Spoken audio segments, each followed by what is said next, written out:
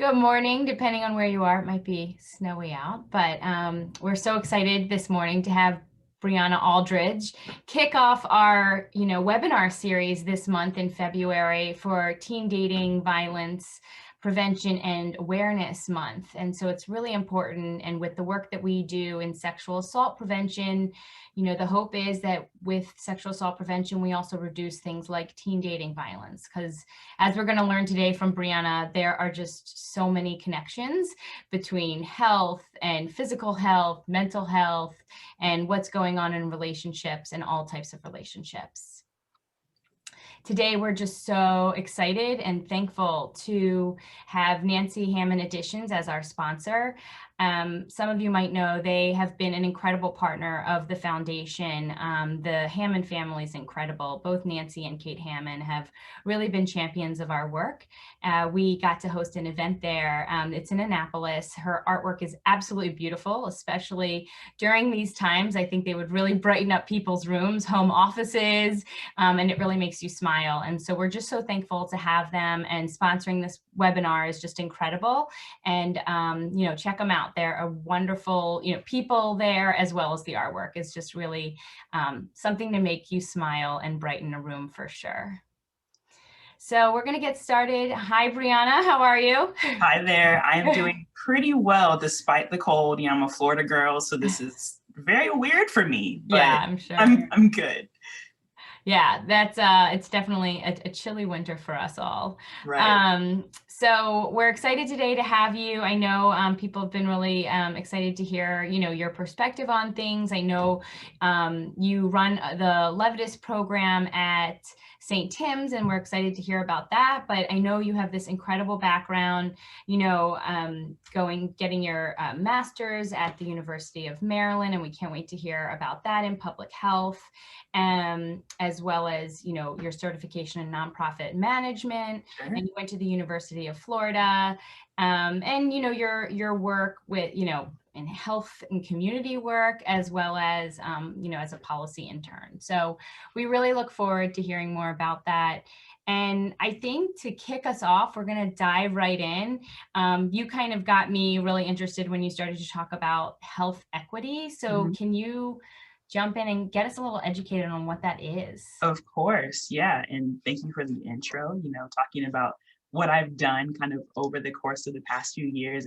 It's funny because I don't think about it, like all the time that's been put in the effort to learn more about public health, and more specifically health equity. So what I'd love to share right now is just that question, what is health equity? And I think there's a lot of different answers. I think there's different ways we can kind of explore answering that question. But I like to say, or use, I should say, the Robert Wood Johnson Foundation's definition. They're really kind of champions in achieving health equity in community spaces. And we're going to talk about community a lot in the sense of St. Timothy's. But this larger idea, and this is a longer definition, so bear with me, but this first part, I emphasis mine on some of these words, but health equity means that everyone has a fair and just opportunity to be as healthy as possible. So I put that emphasis on fair and just because we can't just say everyone's got an opportunity, or that whatever exists for everybody is exactly what everyone needs. We know that there are different components to saying, I've got what I need to be healthy, and that my quality of life that I want to attain and achieve, I've been able to do so. It might be different even just between, you and me, Marissa, we never know. So I think it's important to talk about the fair and the justness. And then I think it's also very important to think about the difference in equity and equality. So also from the foundation, I love this graphic. And let me go to this one, and I'll go back to the rest of the definition. But we see equality often as everyone has the same thing. So if we're asking for equal rights in some regard, well, just look at these bikes. There are 4 bikes here and 4 different individuals. We've tried to level the playing field and make things equal by giving the same bike to each person. Now, the individual in the wheelchair is unable to use this bicycle. The gentleman he's too tall for this bike. It looks like it's working just fine here. And this bike for this young person is too big. So then we start looking at what we can do to say, okay, everyone has a bike. but now the bikes are a little bit more aligned to the particular need of the particular person. This bike has 3 wheels. It accommodates an individual with a disability. This bike is a bit larger than what we saw up here. Again, this bike kind of stays the same size. And then this bike is smaller. So just in image alone, we can see a significant difference between talking about equality in the world of health and talking about equity in the world of health. And health in and of itself is, a vast definition. We talk about it. The World Health Organization will tell you that it's not merely the absence of infirmity or disease. So if there's much more to health than just checking in with your doctor, maybe we should pay attention to these specific needs that individuals have. I know that's pretty long-winded, but I hope that gives a great definition of what equity is. Like I said before, there's a little bit more on that definition, but I'll speak to that once it kind of comes up in our question and answer. That's amazing. Thank you. Yeah, I think no problem. I think it sheds a lot of light. I think there's an individual with, let's say, looking at a financial perspective, but like you said, it's more than that. It's kind of physical, environmental. I know it is social, intellectual. It's kind of a holistic perspective of possibly access to different types of health. Sure. And isn't just physical, like my knee hurts, like you said. Right. Can you kind of talk about that from a perspective of someone, who might have means versus an individual who is from a low income household? Yeah, absolutely. And, there's a quote that I've heard many times before. I don't know who to attribute it to, but it says this. It says, when you're accustomed to privilege,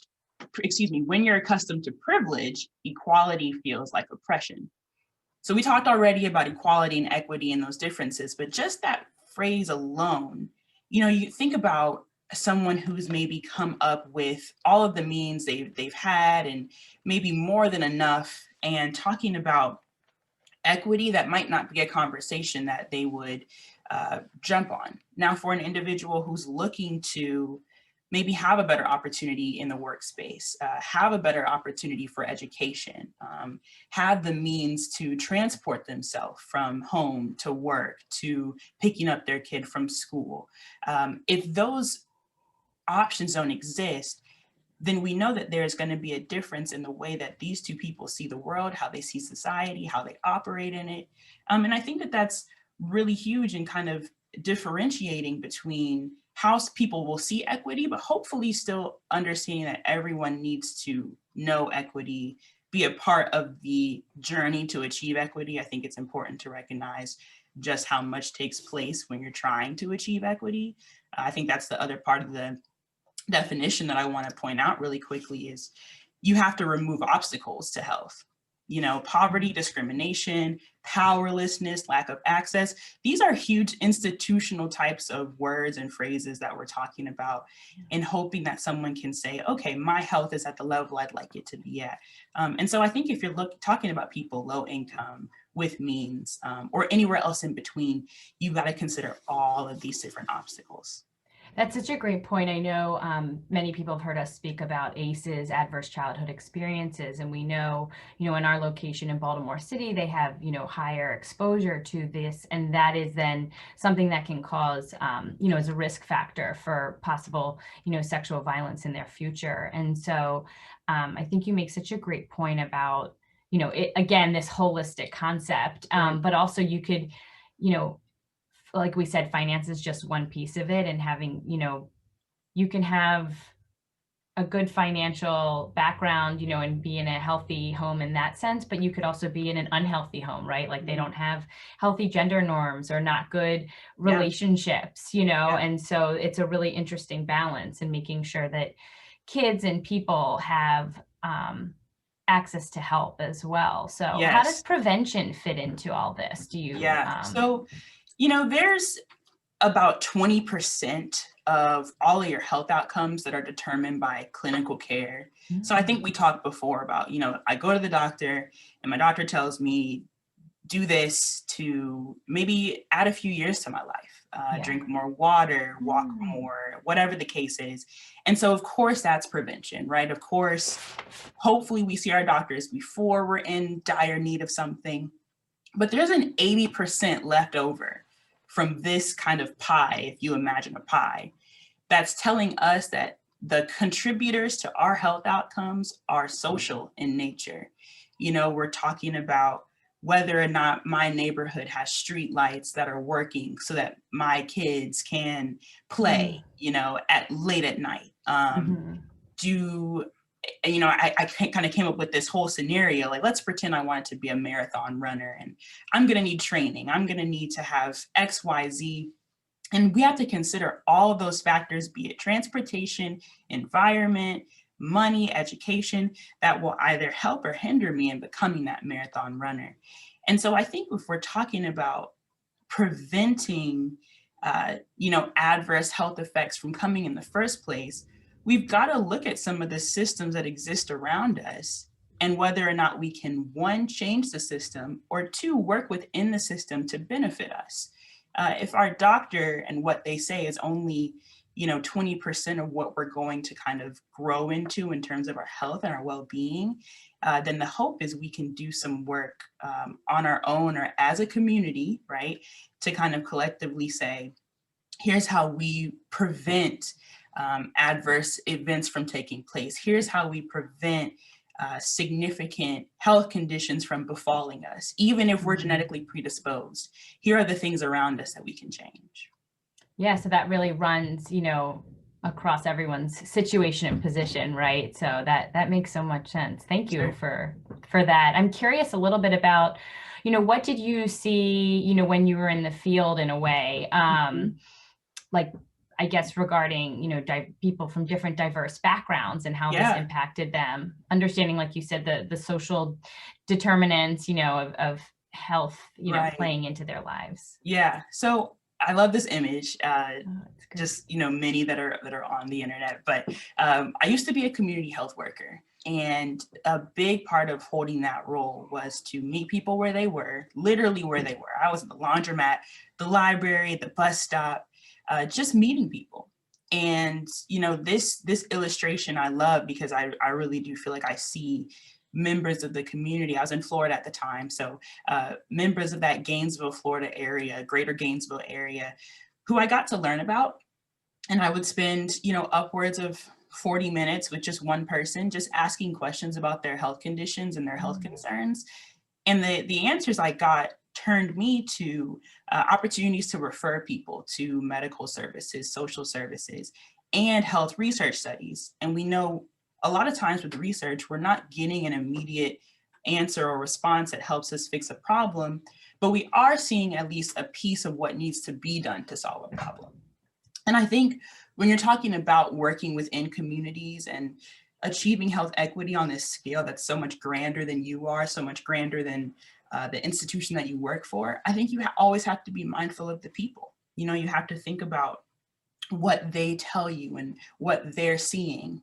Because even as a community health worker who was also native to the area and knew my way around, there's still things I'm going to miss. You know, there's still privileges I hold being college educated, being able to, sure, I rent, but I can afford to pay the rent, you know, month after month, and the utilities and whatever else. And I was meeting people that couldn't say the same. So, you know, I think there's a lot of just different roles that we can play just in ourselves when we tell our stories, when we share where we're coming from. And so hopefully that answers the question, but I think that there was diversity, of course, in the people I saw, but then unity in learning that everybody was kind of looking for something to better themselves, better their health.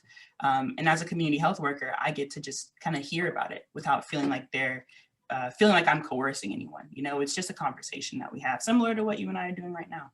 Right, right. You have no intention, right? You're listening and seeing them for their experiences that they're going through. And then if there's a way to help, and you know, that's great. I know that like in the work we do with the kids that we see, you know, in delivering the curriculum, it's kind of like on a micro level, right? It's like this, you're going out meeting people who can, you know, take care of themselves in some way, and you know, they're adults, but the kids are, you know, trying to do that of their own world as well. And so I think when you talked about prevention, and it was really great to hear you talk about research, because I know that's something that we're doing with our program, our main program, in the schools, but that does take time and money, but it is really worth it, Right. because in the end we'll be able to see results to say this is working, this is worth it. Yes. So we can get it to more people, more kids. And Right. Yeah. yeah. And I kind of want to segue there. I was thinking about some of the health and wellness activities that have taken place at St. Timothy since I've Hmm. been in the role and kind of running the Levitas program. And for those who don't know, here's the Fearless Girl. She's outside of the Five Arts building, I love where it. my office is, where all of student life kind of has our office, and where we will see students galore each and every day. And St. Timothy's is really kind of poised right now to give students the opportunity to express all of their health needs and concerns, understanding that we have a significant barrier that we're facing right now. We don't leave the campus. We're in the middle of a pandemic, and having school in person, one of the few schools I believe in the area, maybe even larger than that, doing so. And so how do we do that safely? And how do we do that in a way that helps girls feel that they are still being kind of cared for, that they can share with one another, share with myself as the health and wellness director, talk about the important issues, and get all of that out, knowing that before maybe they could go somewhere and have a cathartic moment in the movie theater or at the park, or name the list can go on forever. But we have to kind of create those experiences on campus. And I think we've done that so far. One big part of the health and wellness attempt in doing that has been to actually administer a survey. So there is a bit of research. I'm working with a local pediatrician, Dr. Z Beams, and Z's created this program where we're asking girls to kind of define their health around the dimensions of wellness. And Marissa, you mentioned some of those earlier, the spiritual, the social, the physical, the financial, and asking girls questions on a scale of 1 to 5. I feel like I sleep enough. On a scale of 1 to 5, I am getting the food that I need in my day. 1 to 5, I have a lot of friends, and they've got to go through this questionnaire. And I can understand how daunting it feels to just check everything off one after another. But ultimately, what we find is crucial to learning what we need to do to support these girls in a time where they're kind of stuck. And, I say stuck with as much love as I can, but I know that the girls would love to be able to venture out. So knowing that we can't do that right now, what do we do as an alternative that's helpful, that's supportive, that helps them achieve their greatest health?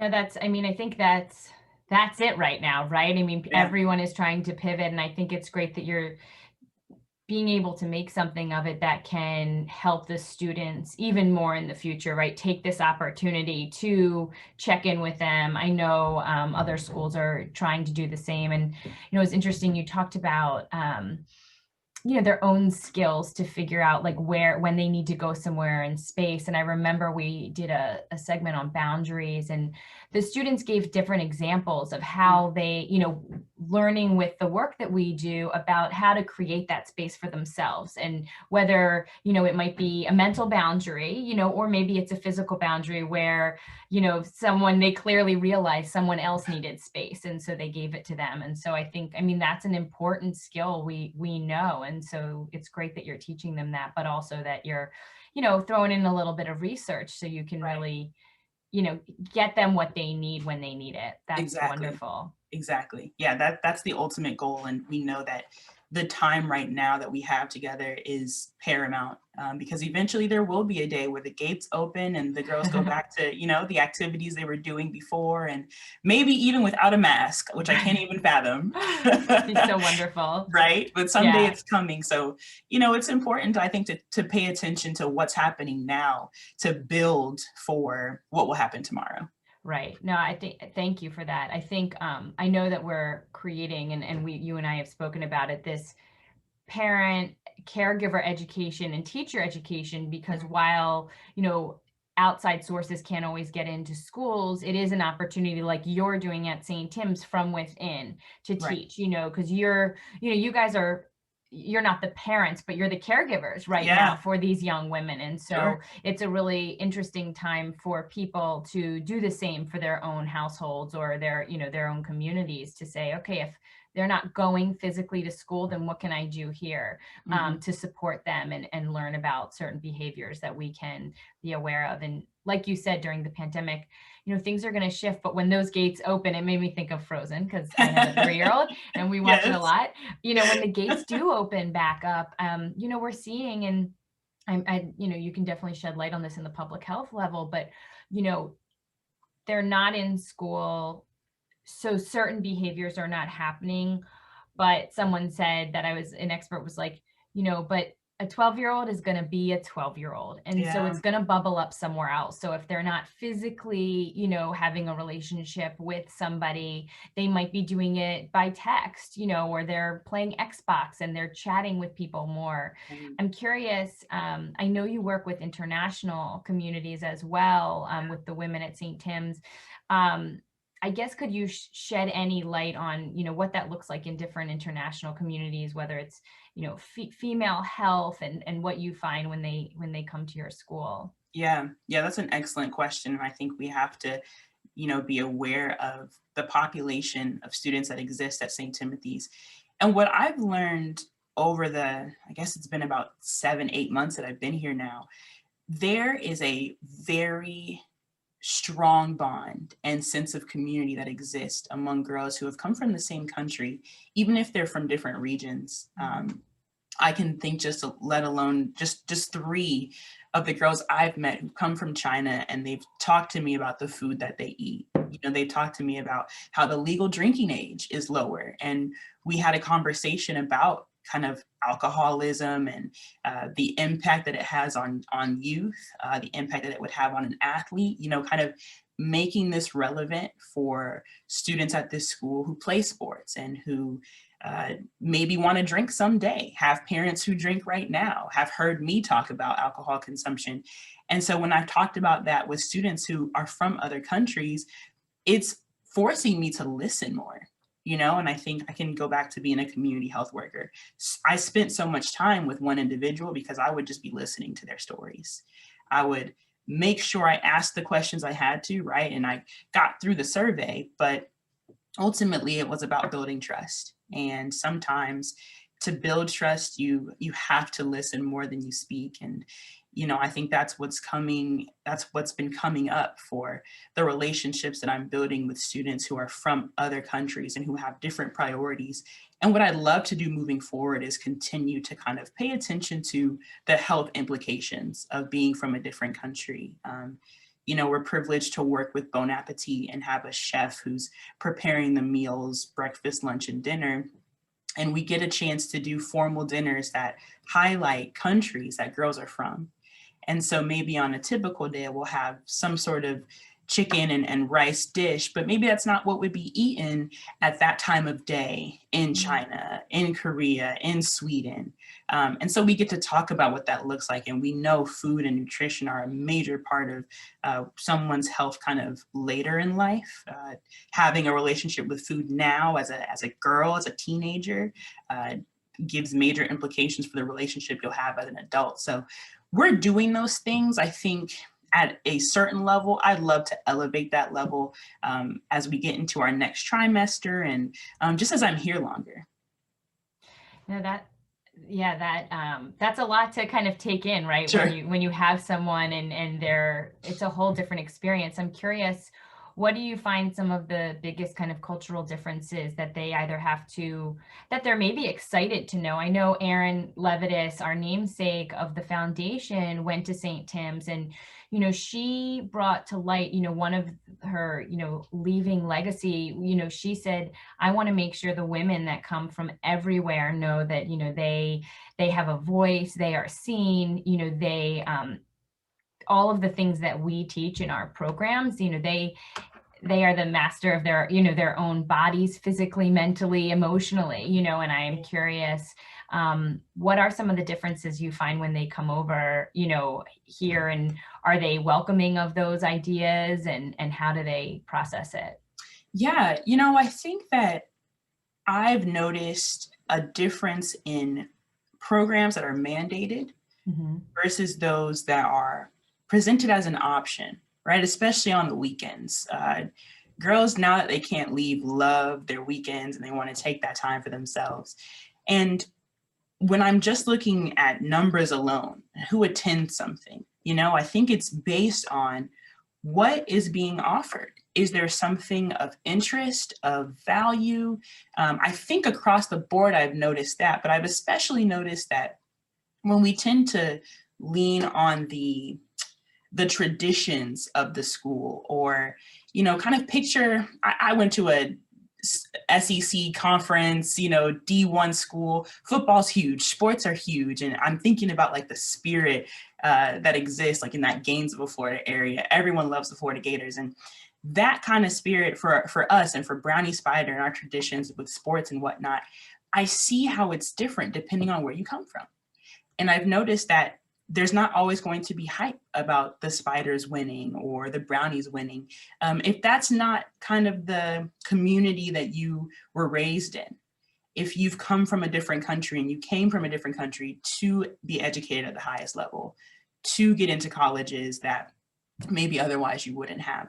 So if I know that there's a difference in just how we see school in a spirited sense, in a tradition sense, then I think that means we've got to have programming that's catered to the interest of students, no matter where they're from.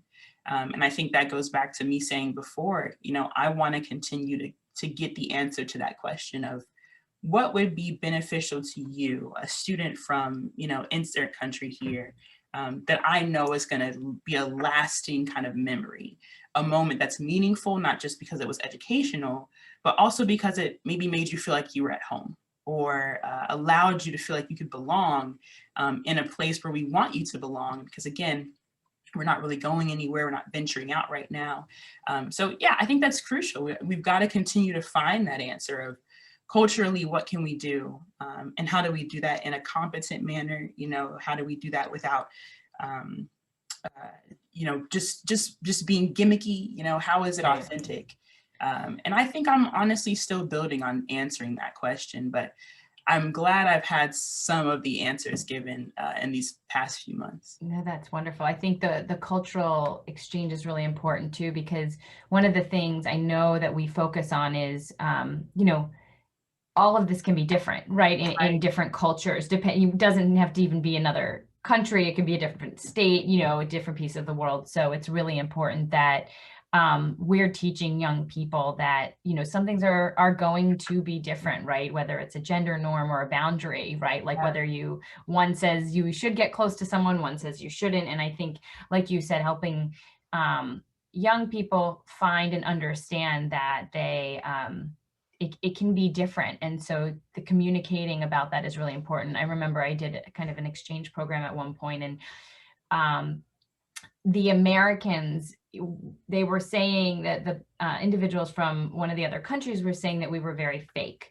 But it was because it's, oh yes, I love you, we're wonderful, it's great. And they were a bit of a more subdued culture. And so we had to really communicate and figure that out. And I was like, oh no, these are genuine feelings, but maybe I'm a little bit more, loud about it. But that's our culture. And so we had to really work on that and figure that out so we could communicate about the fact that I was still being truthful and honest. And in their culture, that kind of language I was using and kind of loudness made them think that was fake. And so it was really interesting. And they just really wanted to hear that I was having a bad day sometimes, right? They're just like, tell me how it really is. And I was like, oh, but I'm having a good day, because I'm a positive person, but I do have bad days. And, but they just wanted to really see that. So it's really interesting. I am curious going into this about, you get to see young women all day.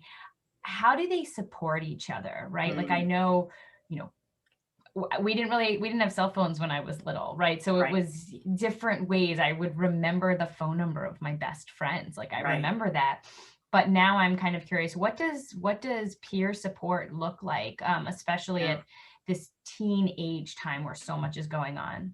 Yeah. So I love some of these images, and I hope they can kind of give way to the answer.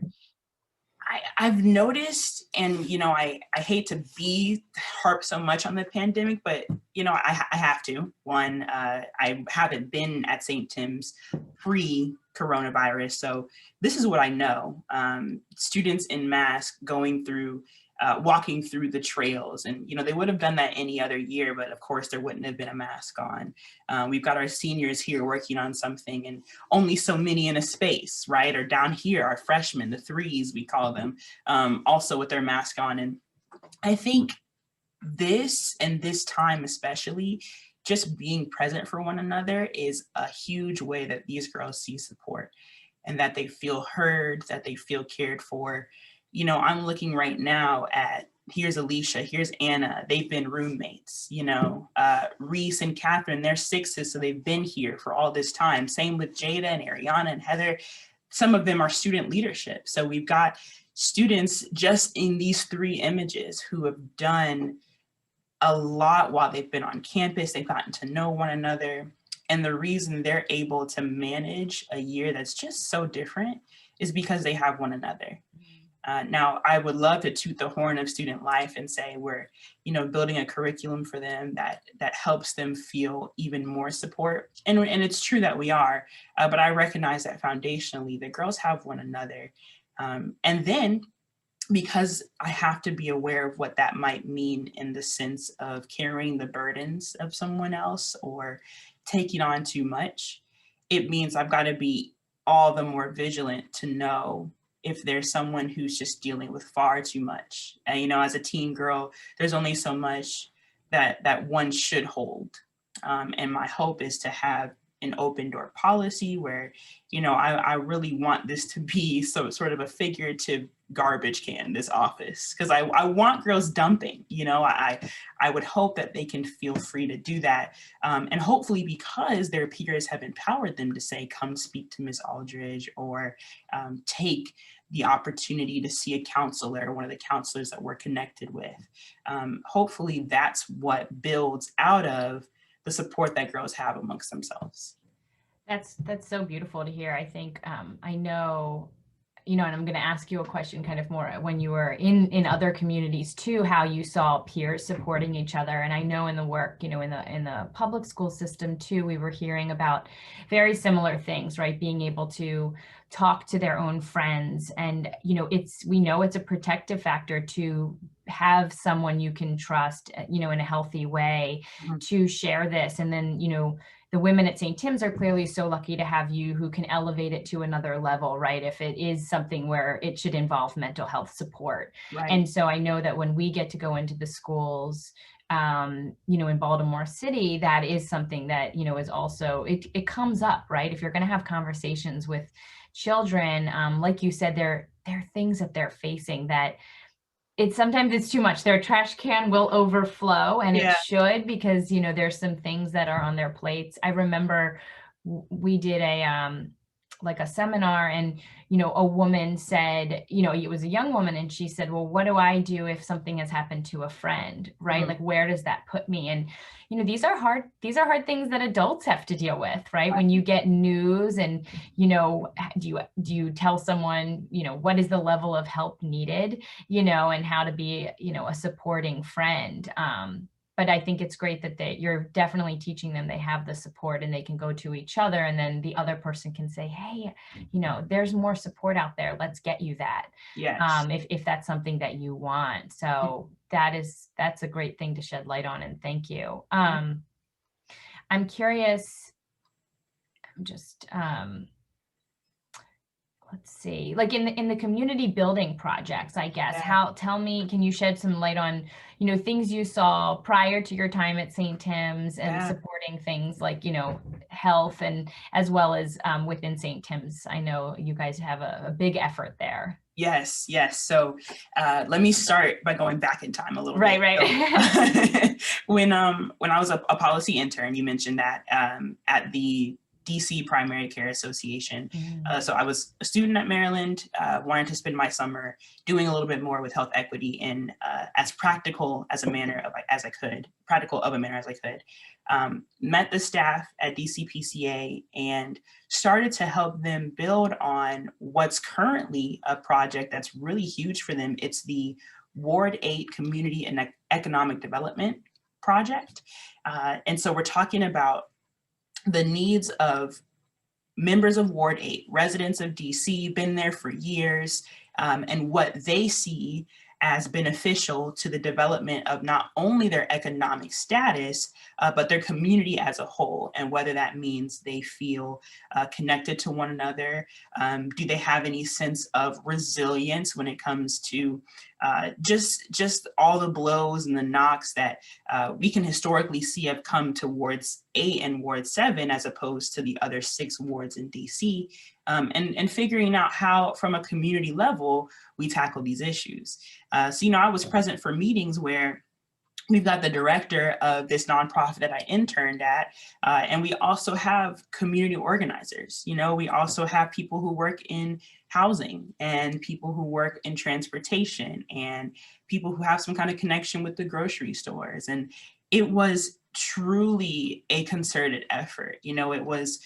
There's this phrase I hear a lot in public health of cross-sector partnerships. That's exactly what's happening in this community economic development program and project. And for me to even spend a little bit of time working on it, it was an honor, because I know that over time, this project is going to really revolutionize just how the community exists, and how they work with one another. And so with all that in mind, my question now is, how can I maybe generate something similar at St. Timothy School? How can we recognize that, yes, these girls come from different places. Ultimately, they share something. Ultimately, they're unified by something. And so how does student life step in, not even just me, but student life, and answer those questions? And I think a big part of it for us was to develop this curriculum where all of our programming tries to kind of hit one of 3, if not all, of these pillars. We care about self-efficacy and having students say, okay, I've learned this, this, and this about myself, and now I'm able to say I can do these things. We care about social responsibility. And, from an equity perspective, that's huge, because I'm always thinking about equity more so in the sense of, larger scale. What does it look like to change the life expectancy of Baltimore City compared to Baltimore County? That there's maybe a decade of difference there. So how do we bring that in? So from a St. Timothy student perspective, how can they be a part of that? That's their social responsibility. And then the last part is well-being, which of course I probably tackle in some way, whether in the classroom or just one-on-one with the girls pretty regularly. But when we take well-being and we say, hey, from a bigger standpoint, this matters for relationships, it matters for peer-to-peer connection, it matters for a sense of individualism and power to move on beyond high school.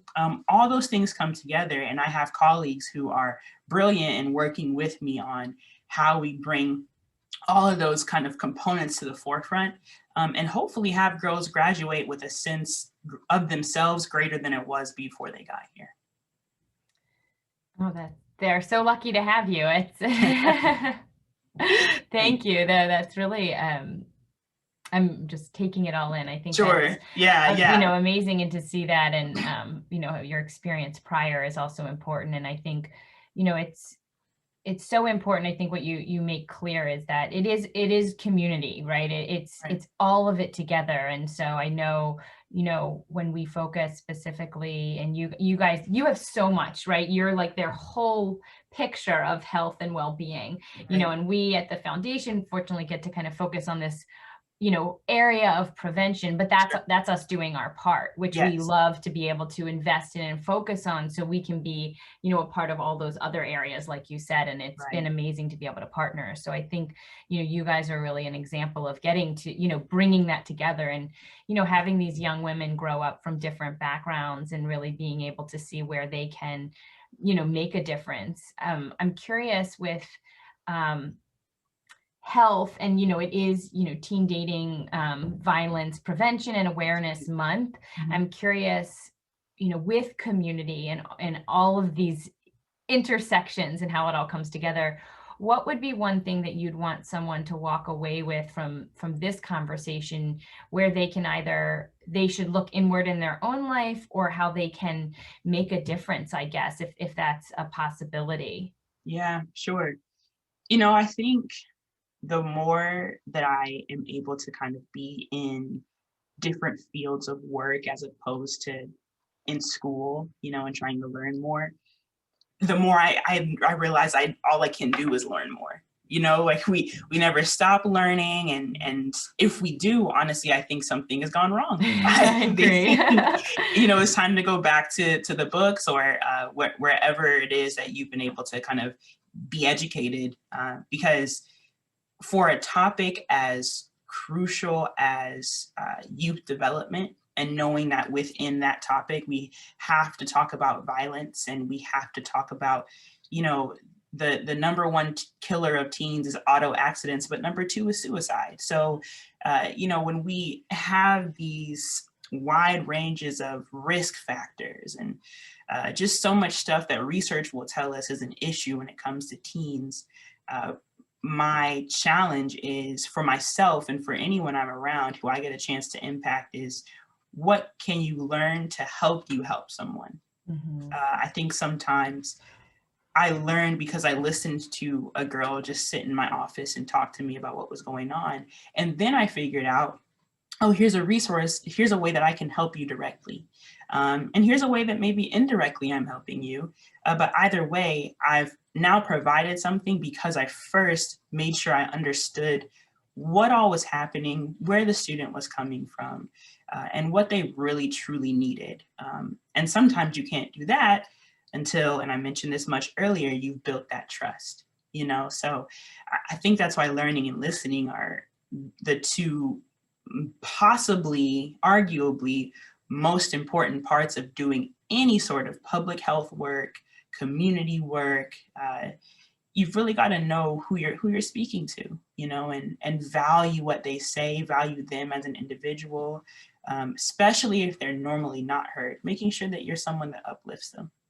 Right. And that, I mean, that right there, if we have a next generation that does that, right? Listening, nonverbal communication, all types of communication right there. And they really, you know, listen with kind of no intention, like you said, that just Yeah, makes, I love your help you, help somebody. yeah, I think that's incredible. It just makes me think of all these things, being a supportive bystander when, and communication and open to differences. I think that's like, if someone sat across from someone and that's what they thought, right? I mean, a lot of pain in this world could be helped that way, really giving people the chance to have the life they, deserve. absolutely. And that's what we're trying to kind of eliminate, some of these situations. So I just really appreciate that. Yeah. I'm gonna look to you if there's anything you want to add, but I also am going to open up the chat if anybody has any questions that you'd like Brianna to talk about, or we're here for you. Brianna, is there anything else you want to say? There is one more slide I've got, and Oh it's yeah, just please show us. a few resources that I would love to Beautiful. share. So the first one, the Praxis Project. I learned about them as an intern. I mentioned again at DCPCA, and they're just excellent at saying, hey, the community has the answer. The community is empowered in and of itself. Sometimes I think there's this image of going into a place that's needing something and having the answer, having the resource, being the solution. But oftentimes the solution already exists. And communities can build amongst themselves, kind of on this journey of justice and equity. And so I love how the Praxis Project breaks that down. They talk a lot about what they're doing to impact the way the pandemic has affected different populations. So they're great for that. Next is the Building Community Resilience Collaborative. They're a little more local, so Praxis Project is on the West Coast, but the collaborative is actually coming out of George Washington University, and they're looking at that connection that exists between trauma, equity, resilience, and then specifically around youth. So they talk about ACEs, and I know you mentioned that earlier, Marissa, and they're kind of, again, an ongoing project. I think if anyone's in the area, you could definitely reach out to the folks that work there and ask, hey, what work are you doing? And hop in, I'm sure. And the last one, Public Health Awakened, is actually an email listserv. So I joined it. I think it's been less than a year, but daily I'm getting emails about things happening in the DC area. Now, I am closer to Baltimore now, but it's still nice to know that, here in the DMV, there's so much that can be done to impact that field of public health, and everything from housing to, violence to, when it was election time, making sure folks were registered to vote and that they were voting, that they had the ability to vote.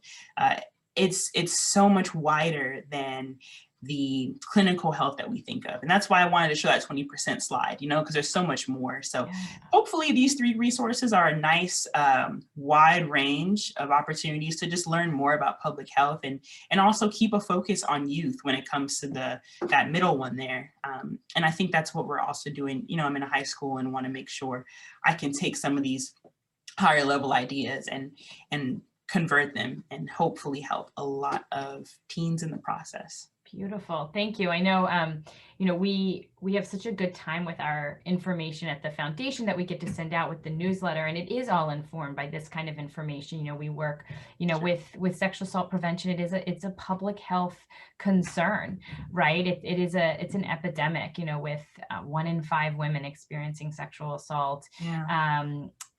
And it's just really important that we do stay informed. Like you said, like if we're not learning anymore, what's going on? And I think that's a really beautiful statement as well. And so, having our work, I know, supported by the University of Maryland Law School, we support their program there, and the School of Social Work and Public Health. It's so important. So thank you for this. These resources are wonderful. Great. And we do have a question. Brianna, can you see the chat? Yes, I saw that pop up. Let me stop sharing and take a look. Okay, so the question is from Ariel. Hi, Ariel. When approaching systems level work in health equity and prevention, what are 1 to 2 additional best practices that I can share around working with the community, not for it, huge, to lift their voices regarding solutions? So of course, we know impacted communities are best situated to redesign systems that affect their ability to thrive. And this is a really, really good question. I think there's a highlight here in saying not for the community, right? You never do the work for someone. I kind of mentioned that earlier. Like, we're not interested in just bringing whatever we think is the answer to a community, to a center, to an area that already has that answer within them. I think that another way to focus on making sure that you've worked with the community is to do your research. You've got to understand, and I'm trying to think of a good example. So here's one that's a little more international, but I went to Haiti twice, and I went with a nonprofit organization that for about a decade, maybe more, has been in the north side of Haiti, working with teachers, educators, trying to continue to give that kind of empowering feeling and saying, hey, here's what we can do alongside you and not for you.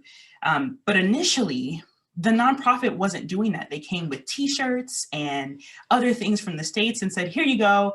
We're doing great work. We feel so good. We're gonna go back to our homes and our comfort and see you next year. And when that organization realized the focus had to be a lot more on sustainable development, because they did some more research, because they understood what was actually happening on the ground in Haiti. That's why I love the Praxis Project. They're gonna tell you what's happening on the ground. They're not gonna focus on maybe what you hear in the news because it's flashy, but instead what's happening on a day-to-day basis. So get that research under your belt. It goes back to the learning and to the listening. And then understand, this is number 2, and I love that Ariel even says this, systems level work. Understand that there are institutions that have existed long before any of us were alive. And unfortunately, most of those systems do not exist to give myself, you, Marissa, any of us, the upper hand, right? Or a leg up. And so pulling oneself up by their bootstraps isn't always possible. I can't just put in more work. I've got to understand that some systems were designed for me to fail.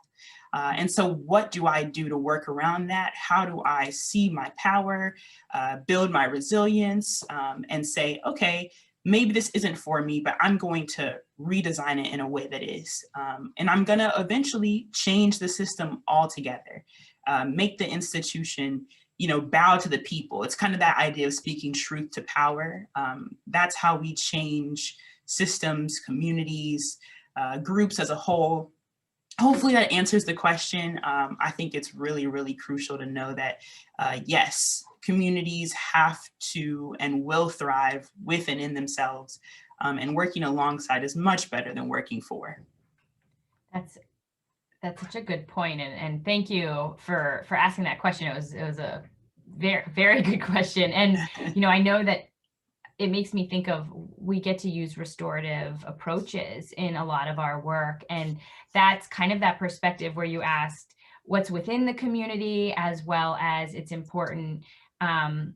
Like you said, Brianna, if it's not working for them, right? There was that zero tolerance policy that it was like one strike and you're out. Right. And you almost said like the system was set up for kids to fail. I mean, a Right. kid, we're supposed to make mistakes. Adults make mistakes. Yes. If I got in trouble, if like, every time I had a conversation with my partner and he's Right. like, that's it, I didn't like the answer, you're out, it would be a really tough relationship. Yes. So, I think there's a lot of beauty there in design work, like you said, from within and what works, and developing like the skills for kids to be able to